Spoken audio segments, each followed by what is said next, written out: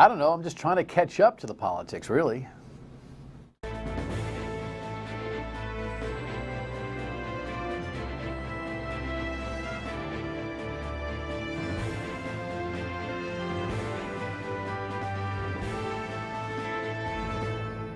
The Dan York State of Mind program is brought to you in part by Lookout Rhode Island and Takeo Comfort Solutions. So the home front's a little bit quiet after a 3-day weekend. Hope you enjoyed your President's Day weekend. But I'll tell you, the national scene is it's just going to be this turbulent forever. So it's always going to be this turbulent.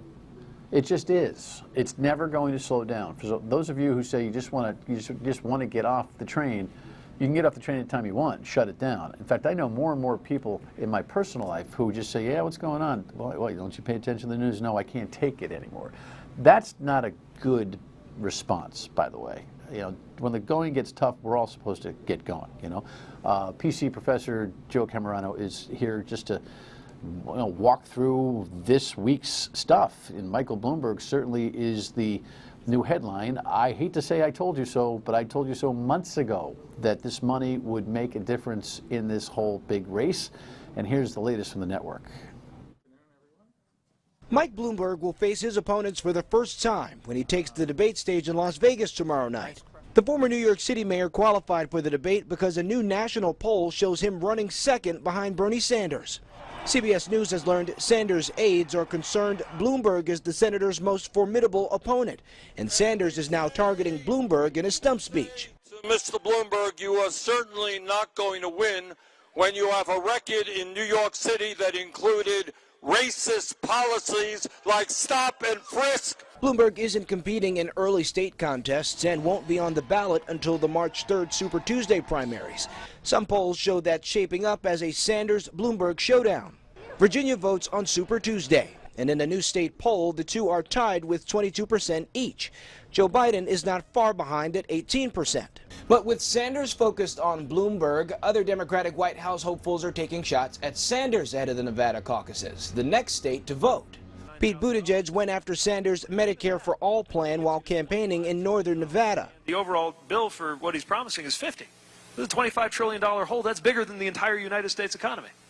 I believe I have a responsibility as a candidate to level with you about what it's going to take to pay for the things I'm saying we ought to do. It's the last day of early voting in Nevada before the caucuses on Saturday. We had a lot of people early vote in the last few days. There have been some long lines, mainly because the check-in process is quite slow. There are concerns about a repeat of what happened in Iowa. The Nevada Democratic Party has scrapped its plans to use an app to tally votes. Oh my goodness, Joe and I are sitting here trying to figure out how do you early vote in a caucus? I don't think it's ever been done before. Huh? It's the first time. I don't know. You're supposed to show up on the night in order to be able to participate. On the one hand, and go to your corner of the gym or whatever. Yeah, and it creates more voters. But on the other hand, it's not really a caucus. It's kind of a hybrid primary caucus. So these early caucus goers are just registering their vote like they would anywhere, and then they don't have to come to the caucus next week. Right, and it's intended for people who have kids or who work, who just don't feel like going to that one room. They still get their say in that room, but they don't have to go. Yeah. What happens? What happens if this thing blows up again, like it did in Iowa? I think Iowa was very embarrassing to the Democratic Party, and if this blows up, it's going to be very embarrassing again, and it just makes it less likely that they're going to have a unified party. They'll probably have a unified party. Aren't they separate issues? Aren't they separate matters? But look. What would be fascinating is to poll America as to whether the dysfunction of a state party caucus/primary would have an impact on the Democratic candidates, whether the brand bleeds over to a level to a thinking of incompetence for any particular candidate. Do you think it does? I think it does, because it's like Chinese water torture, just drip, drip, drip, and it's not the first 1,000 drips that drive people crazy. It's 1,001st. And there's a lot of mistrust in politics, every kind of embarrassing incident makes it even more likely people are going to turn off. And if they turn off, the Democrats lose in November. So people get upset and they'll say, the heck with it. They're no good. They can't even run their own caucuses. But I mentioned at the begining this turnoff thing. What is this notion of turning it off? I get the impeachment stuff. I get that. I get the Trump drone. I get the Mueller report into Ukraine. I get it. I get it. But turning off the election? I think Americans have forgotten that the only way they really have self-government is through elections. And the problem is it's just seen as one of this continual, avalanche of information that they're always expected to pay attention to, instead of a special several-month period where they focus their attention. Plus, if you're a Republican, you shouldn't be paying attention anyway. Okay, on that, because there was something I was thinking about the competitive nature of this thing with Bloomberg, kind of busting this thing from the outside with all his money, or from on top, or whatever direction you want to portray it. So what if the Democrats fight like hell through a convention in July? That's right. So I'm kind of rethinking even some of my previous statements on this. So what if they fight like the Dickens and leave political blood on the floor? If America is only really going to go, oh, what's going on here in August, September, October, up until November, what's the difference? Well, there's a way it's supposed to work, and it's supposed to work is you're supposed to have this family battle within the party, and it can be very competitive and very vitriolic. But then once you go outside, meaning after the convention and the nomination is done, you unify. Well, that'll happen one way or the other. I don't know. I'm not so sure it will. You think we're going to have a brokered convention? It's looking like we have the greatest possibility for that. I'm not going to predict because that doesn't happen normally. I think the likely scenario is Sanders going to get enough delegates to get the nomination. That's probably the most likely thing to happen. Delegates and superdelegates? Superdelegates don't vote in the first ballot anymore. That was one of the changes they demanded after 2016. Right. So a first he could ballot, win a majority without a 50% plus one delegate. Yep. That's it. You locked it down. You got it. That's right. And the reality is the way the Democrats allocate delegates on the state level, you need a threshold of 15%. And then after that, it's proportionally given out. So let's just say two people win California. 15% to qualify to earn a proportional amount of delegates in each state. That's right. So look at California. If Sanders gets 23%, and let's say Bloomberg gets 16%, but nobody else goes over 15%, they split those 2 votes. And so all Sanders has to do after Super Tuesday is, or come in second or third, just keep at that 15% threshold, and he's essentially a shoo-in. So I think Super Tuesday is going to determine whether Bernie Sanders is a shoo-in or whether it's going to be a brokered convention. That's my impression right now. And Bloomberg's a serious challenge. $300 million does buy a lot of attention. We'll see what happens with that attention. Well, we have a headline here on Hillary Clinton and Bloomberg. Drudge Report identified this yesterday. Reports are she wants back in. She has been, leaving that little carrot of what if in every interview that she has done. She expresses her frustration and too bad and no, but she never has been emphatic about, no blank and white would you ever see me back in this 2020 scene. Right. Can you imagine this? I can't, but I understand that ambition never goes away. And remember, this is someone who won more votes than the person who's in the White House. Does she help or hurt? I can't figure it out. She's the popular vote winner.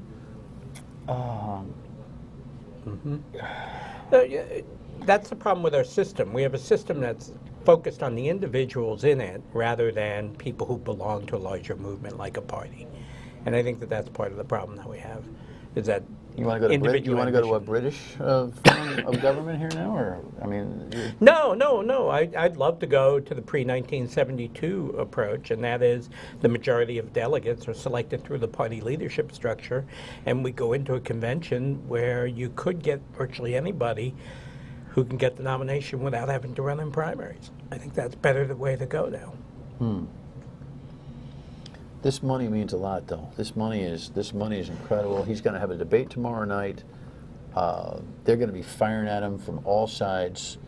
I think America will understand the frustration. I wonder if he will concede that this is an extraordinary thing that he's done, that even for him it feels discomforting, but he just feels like, and of course if he says, I just feel like, fill in the blank, you people can't get the job done. I mean, he's got his own needle to thread here, doesn't he? Yeah, I do think Bloomberg is, at least on the surface, at first blush, the perfect candidate to run against Trump.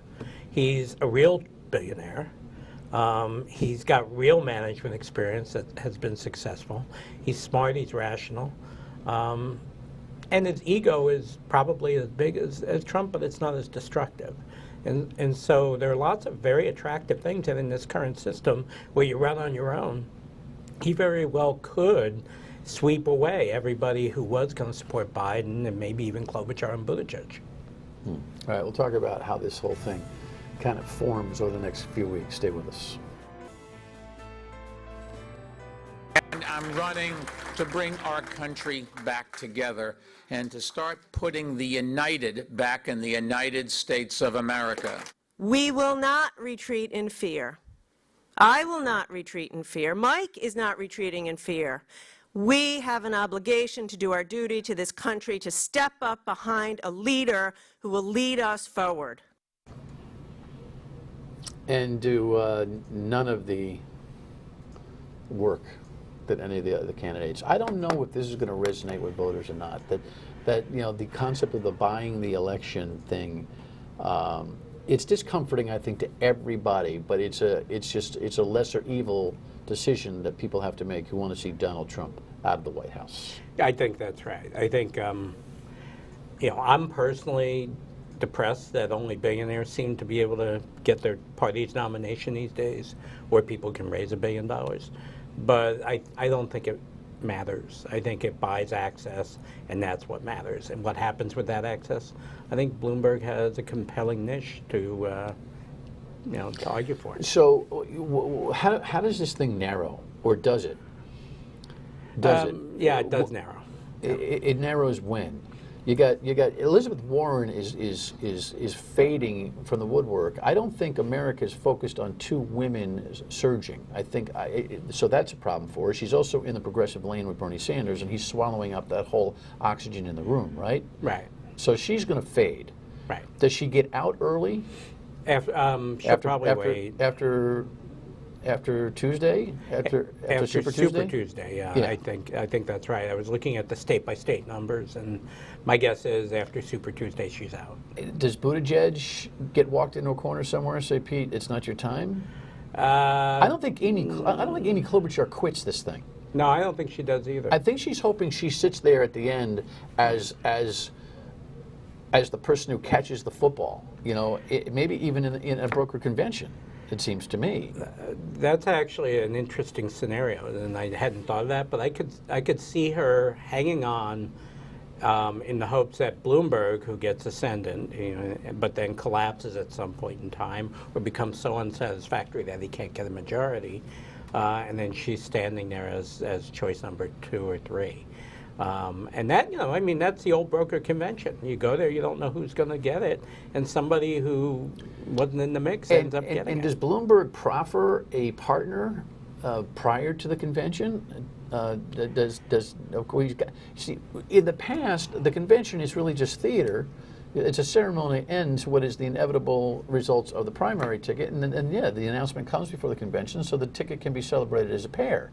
Right. If it's brokered, that may necessarily not happen, but you know, does he commit to a partner by that time? I think the major... Or does anybody commit to a partner by that time? I think the major contenders will have to show their cards, meaning say, this is going to be my running mate before the convention. And you know, unless they have a unity ticket, which I doubt will happen. So Bloomberg is likely to select his, and Bernie Sanders is likely to select his. Buttigieg is likely to select his. Does Buttigieg get lost in the sauce here? I don't know. Does he compete? And by the way, you know who we have not mentioned at all? Who have we not mentioned at all? Oh, well, Biden's out. I mean, it's amazing. He's out. You know, well, he's a lousy fundraiser, always has been. And he's a very disappointing campaigner. And he was hurt by the Ukrainian And he was situation. hurt by the Ukrainian thing. So, which is what I told everybody. I don't mean to be the hand in that, because I think you and I got so damaged in the 2016 prediction game that I'm like, hey, I told you, Bloomberg, like a year ago, hey, I told you Biden wouldn't survive this. Both because he does, you know, Trump to a certain level can truthfully see weakness. Yeah. He is tired. right. Yeah. He's tired. That's right. And Biden represented a placeholder rather than Biden. It was everybody who was picking an establishment type candidate who could beat Trump. And so it was assumed he was the one there. And he wasn't Bernie Sanders. And now that people are in the campaign, they're like, yeah, no, Biden, no. And so you're right. I think Biden was mortally wounded by the Ukraine allegations. Now, what's going to happen tomorrow night? He has a good debate, and he's back in the game, and you and I are like, oh, sorry. No, I don't think so, though. What's going to happen if I grow 6 inches tonight? That's not happening. And become a 6-footer? I don't know. That's about the same You likelihood. taking any I'd say. vitamins or anything? I just don't think Joe Biden is very good at debating. He wasn't even that good when he debated Sarah Palin, for peace sake. I think these guys got to be careful too tomorrow night, not to overshoot the Bloomberg target here. I mean, they got to express their dissatisfaction with what's going on here. You know, talking about buying the election. Maybe Elizabeth Warren is the sacrificial lamb, and that she makes that point over and over and over again as she fades. You know, maybe there's actually a wink and a nod for her to be the one that literally is sent into battle here and suffers for it, but makes the point. I don't know. Yeah, I've been reading stuff saying this is a make or break debate for her, and I think that might be right. That if she doesn't do something tomorrow night, that's dramatic. It's probably over. All right. So that mess. Then we've got this whole judicial DOJ thing, with Donald Trump tweeting even today things that don't make any sense. I mean, practically any sense. We'll talk about it next. Okay. So in the middle of all this, we have Attorney General Bill Barr, who is under unprecedented heat from the justice community retired. Now it's a couple of thousand former DOJ employees, whether they be lawyers or FBI agents and the like, who have signed this petition for him to go, all based on his lesser sentence intervention in the Roger Stone political aide and friend of Donald Trump's trial. He's convicted on some 7 counts, Stone is, on lying and obstruction of the case, being the Mueller investigation. And the judge actually this morning, called a conference and has decided that she's going to sentence him soon, later this week, but the sentence will not take effect until he exhausts his appeals, which is not unprecedented. That's normal. Right. Yeah, that's normal. He's not a threat to the country necessarily, so he doesn't have to be behind bars. Well, that's a matter of opinion. Well, depending on what the threat you're talking about is.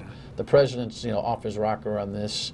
What did you think of Bill Barr's interview last week, where he suggested that the tweeting was getting in the way of him running the DOJ?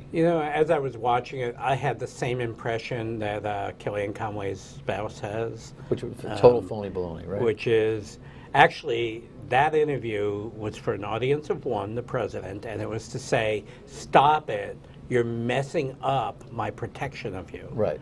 And that's how I read that, and I think that's what's going on. He's saying, all right, don't get so bogged down in this, because if you do that, then people are going to start paying attention to the reviews of the Flynn case and all this other stuff. This is what happens when you get when you get into the sandbox with Donald Trump. Nobody seems to be able to make that point to him. He's still tweeting his off on this case. He's still, every time he tweets on this case, he puts more and more pressure and makes the argument for the Justice Department community to say, Bill Barr created this, he's got to go. Yeah. But he's not going to go. Is he going to go? No, he's not going to go. And actually, if he were to go, I'm afraid who might take his place. I have no idea who that might be, but I think Barr is less horrible than anyone who would take his place. And so keep the pressure on him, have the careers. The biggest problem here is this is sounding more and more like a place like Pakistan or India or Poland, where if the guy in charge doesn't like the judges, he gets rid of them. And that's more scary than anything else I can think of right now other than nuclear war. Because that means it's the end of our system as we know it. And so The judges are having an emergency session. they are, in part because everybody pays way too much attention to the tweets. The tweets are rantings of somebody. The tweets have been cast by the tweeter as official White House communication. Why should we take his word on that? If we don't believe everything he says, why should we believe that when he says it? So you're doing the old, I think if he's a just- tree he's falls in the spewing. woods but there's no one there to hear it, doesn't make any noise thing. No, no, no. If someone yells that the tree has fallen in the woods, but you're not in the woods, you don't know whether that person's telling the truth. What I'm saying is Trump doesn't That was a necessarily very weird expect- deviation on my metaphor, but Yeah, I know. I got it. Trump doesn't really, I don't think Trump makes the connection between his impulse to say something and the policy that's going to unfold as a result of the impulsive thoughts he has. I'm just not there. I don't think this guy understands that everybody takes his tweets in a literal sense. He just wants the attention. He doesn't care about whether we actually, see this as fact. He doesn't think there are facts. He thinks there are arguments, and he wants to win them all. And we play that game, and every time we play that game, we lose. I'm speechless. I'm speechless on that. I don't know what the natural, informed, and sophisticated response is to his behavior anymore. I don't know what it is. I think if he went from however many tens of millions of followers on Twitter to 10,000, Well, he'd how's get that the going to message. happen? That's not going to happen. Well, I tend to think the That- grassroots can actually start a movement. To what? Defollow Donald Trump? Yeah. I think everybody should unfollow Donald Trump. That would be step one. And if we could get enough people to do it where he drops by 5 million, he might stop doing it a little more. He'll still do it, but he won't do it as much because it doesn't get the attention he craves so much, because that's what he wants. And then we won't drive ourselves crazy because we get driven crazy by the crazy stuff that comes out in these tweets, and then we have other people say, "Oh no, he didn't mean it literally." Let's stop taking what he says literally.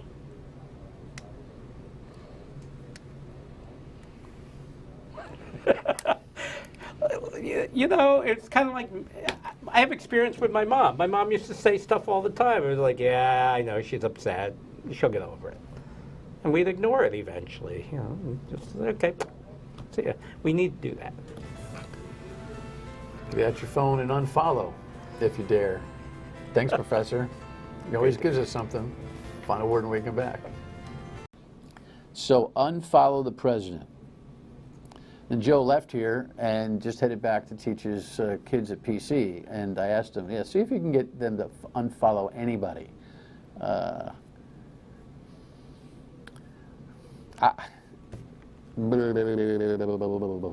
That's about all I got on that one. Take them less seriously? That's the thought. It's hard. We should try. See you tomorrow.